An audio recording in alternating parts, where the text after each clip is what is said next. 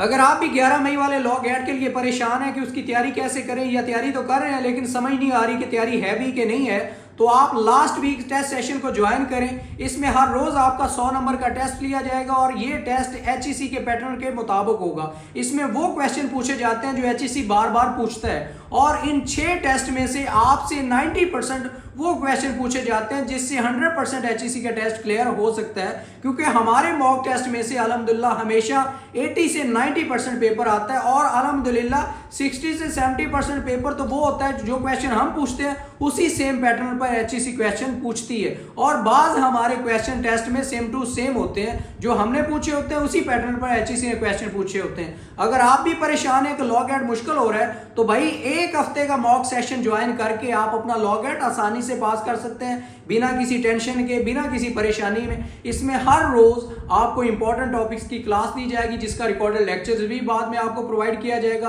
और उसके अलावा हर रोज 100 नंबर का एमसीक्यूज बेस्ड टेस्ट लिया जाएगा। इस टेस्ट सेशन का लास्ट वीक जो है, इसको ज्वाइन करने के लिए अभी नीचे दिए गए नंबर पर आप कॉल कर सकते हैं, मैसेज कर सकते हैं, और अपना जो 11 मई वाला लॉ गेट टेस्ट है उसको आसानी से बिना किसी परेशानी पास करें और टेंशन फ्री रहें। अल्लाह हाफिज।